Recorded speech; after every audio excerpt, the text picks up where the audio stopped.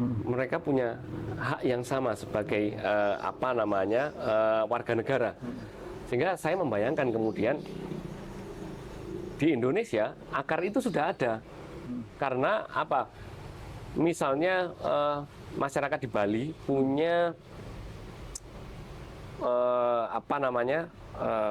filosofi yang namanya Trihita Karana, yang menempatkan antara manusia, Tuhan dan alam itu sebenarnya sejajar.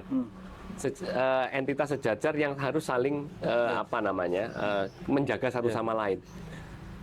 Mereka memiliki satu sama lain, sehingga alam itu bagi masyarakat Bali adalah subjek.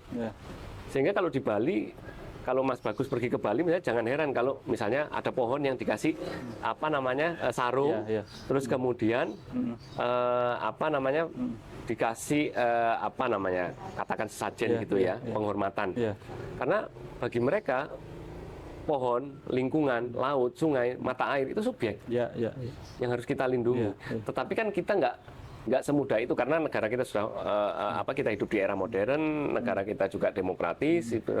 Hal yang paling bisa dilakukan adalah menjadikan sungai itu atau alam atau lingkungan itu sebagai subjek hukum, subjek negara, sehingga kita nggak lagi minimal semena-mena. Kalau kita nggak punya keyakinan bahwa mereka adalah dalam konsep kebudayaan kayak di Bali tadi, kalau kita nggak percaya dengan konsep-konsep itu nggak masalah. Tapi setidaknya secara hukum mereka atau lingkungan itu kita anggap sebagai subjek.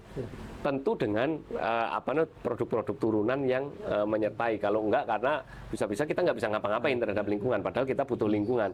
Kalau kita proses bagaimana kita menjadikan katakan sungai sebagai subjek yang absolut, subjek hukum, berarti kita nggak bisa ngapa-ngapain. Sama kayak saya ke Mas Bagus, saya nggak bisa ngapa-ngapain Mas Bagus. Tetapi pada tahap mana kita bisa berinteraksi dengan sungai, dan pada tahap mana sungai itu nggak bisa kita intervensi sama sekali, itu harus kita atur. Sehingga regulasi yang terbentuk nantinya, sungai sebagai subjek hukum atau punya hak sebagai warga negara katakan, itu tetap bisa kita intervensi. Tetapi di wilayah-wilayah yang bisa kita tolerir lah secara ekologis maupun fungsinya secara sebagai bagian dari geografi ruang kota ataupun pedesaan kayak gitu. Kemarin kan sekilas saya lintasan informasi ada kelompok masyarakat begitu ya yang melakukan gugatan terhadap pemerintah begitu dan dimenangkan kaitan dengan Sungai Berantas begitu, dan alhamdulillah sampai pada tingkat kasasi dimenangkan lagi ya. Apakah yang dimaksud subjek hukum itu ataukah yang diinginkan Mas Linggar lebih dari itu? Kalau saya membayangkan justru lebih dari itu. Kalau kasus yang kemarin itu kan gugatan tentang bagaimana penanggung jawab terhadap sungai itu dalam tanda kutip melakukan kelalaian dengan indikasi adanya ikan-ikan mati, adanya ikan-ikan mati, sehingga itu digugat karena kelalaian menjaga ini sungai. Tetapi yang saya bayangkan kemudian bahwa sungai itu adalah ya subjek hukum, betul-betul subjek hukum.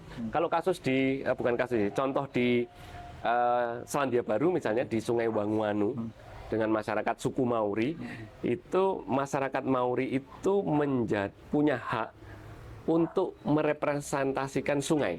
Jadi sungai itu kan nggak bisa bicara nih, tapi dia subjek hukum. Kalau Mas Bagus subjek hukum, Mas Bagus bisa bicara. Kalau ada apa-apa yang terjadi sama Mas Bagus bisa lapor ke polisi. Pak, saya dianiaya oleh ABC, sehingga Mas Bagus menuntut hak hukum Mas Bagus. Bagaimana dengan sungai? Sungai kan nggak bisa ngomong, sungai nggak bisa laporan, sungai nggak bisa bikin protes atau apa gitu ya. Tetapi kalau yang di suku Mauri itu menarik. Jadi suku Mauri itu berdasarkan landasan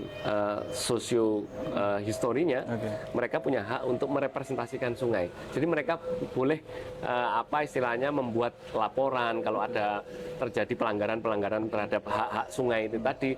Ada 9 hak sungai, Mas. Hak untuk mengalir, hak untuk menjadi ekosistem, hak untuk nggak dikotori dengan ini kan. Nah, ketika hak-hak itu dilanggar, maka orang Mauri, suku Mauri sebagai suku yang berkembang sejak puluhan tahun, mungkin berabad-abad di Sungai Wanguanu itu bisa membuat laporan terhadap pemerintah bahwa ada pelanggaran hak terhadap sungai dan pelanggarnya harus dihukum. Iya, harus ditindak. Nah, itu maka pendekatan ya, saya membayangkan maka pendekatan itu kita harus melakukan inventarisir atau identifikasi ya. Semisal dalam konteks keanekaragaman hayati kan gitu. Betul. Saya kok berpikir setiap sungai karakter ini kan berbeda-beda. Kok saya menduga keanekaragaman hayatinya pun juga jangan-jangan berbeda. Saya pikir ini kan perlu kita lakukan identifikasi, baru kemudian nanti bisa kita masuk pada tataran itu tadi kan begitu kan. Betul. Dan karena kita tidak bisa bicara apa yang dirusak, apa yang kemudian dirugikan ketika kita tidak punya data kaitan dengan semisal keanekaragaman hayati itu tadi kan begitu ya. Jadi kita kemudian membayangkan bahwa untuk menuju ke arah situ ini gawe besar sebenarnya, Mas. Nggak bisa hanya diserahkan ke antropolog misalnya, atau nggak bisa diserahkan ke naturalis atau biologis misalnya, orang biolog misalnya, nggak bisa juga diselesaikan dengan orang-orang dari kebijakan publik aja misalnya. Lintas sektor ya. Harus multidisiplin. Karena itu tadi Mas Bagus sudah usul. Setiap wilayah punya ekosistem yang berbeda-beda, keanekaragaman hayatinya juga beda-beda. Pasti. Sehingga butuh orang-orang ahli keanekaragaman hayati, entah itu dari biologi atau dari apa, untuk mengidentifikasi itu. Butuh orang-orang geografer misalnya untuk melihat bagaimana satu wilayah sungai itu punya karakteristik geografinya, anak sungainya kayak apa, bentuk riverbed, dasar sungainya seperti apa, lalu kemudian karakter sedimentasinya sejauh apa, kemiringannya seperti apa, butuh berbeda-beda.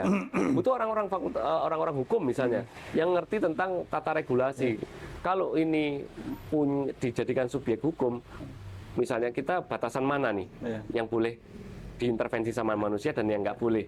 Butuh orang-orang kebijakan publik untuk mengatur bagaimana penempatan mereka di dalam pembangunan misalnya. Sehingga pendekatan yang dilakukan terhadap sungai bukan lagi pendekatan sektoral, tetapi lintas sektor justru. Saya sebagai antropolog misalnya hanya melihat bagaimana secara tradisi, secara historis, sedikit secara historis, sungai itu berkembang dan bagaimana manusia mengimajinasikan itu. Tetapi juga saya butuh bantuan para biolog misalnya untuk mengerti, oh Sungai Berantas ini biotanya ini yang ada di dalamnya, karakternya seperti ini. Saya juga membaca beberapa referensi geografi tentang kemiringan Sungai Berantas kayak apa, dasnya karakternya seperti apa. Sehingga dalam penelitian saya mencoba semultidisiplin mungkin.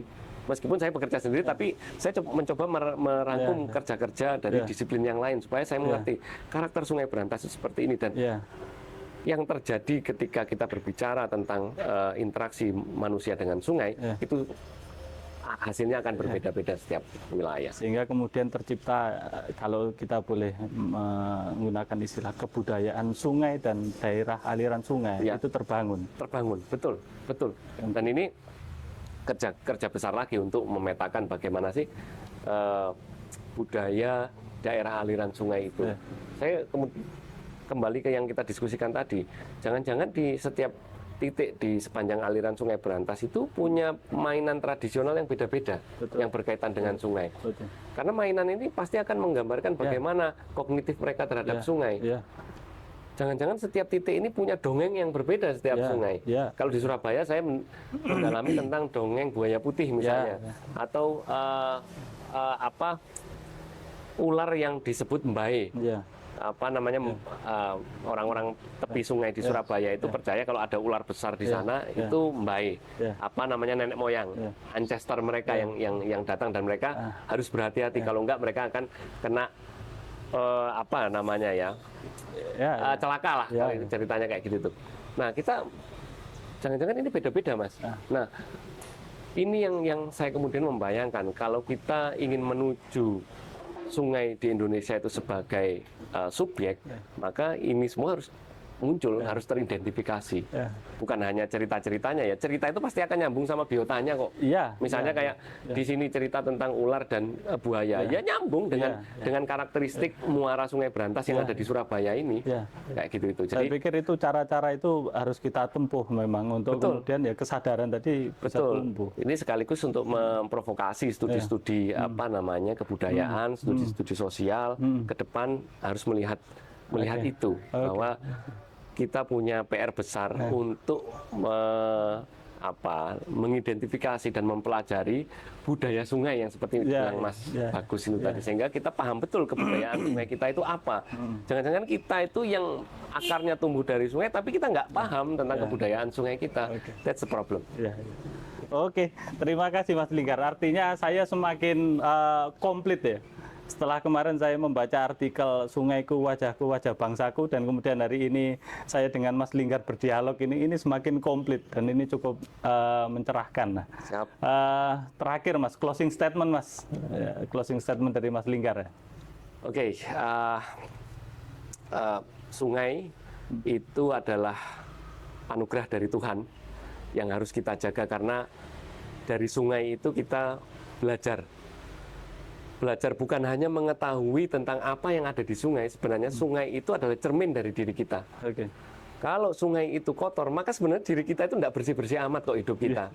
Nggak, kalau orang Jawa bilang urip awake dhewe durung genep saja nih. Tapi kalau sungai itu bersih, terjaga, kita bisa mandi di dalamnya, sebenarnya kita sudah bisa melihat bahwa diri kita itu cukup bersih. Sehingga untuk melihat bagaimana sejauh apa sih kita menjaga kebersihan diri kita harus melihat bagaimana kebersihan sungai kita.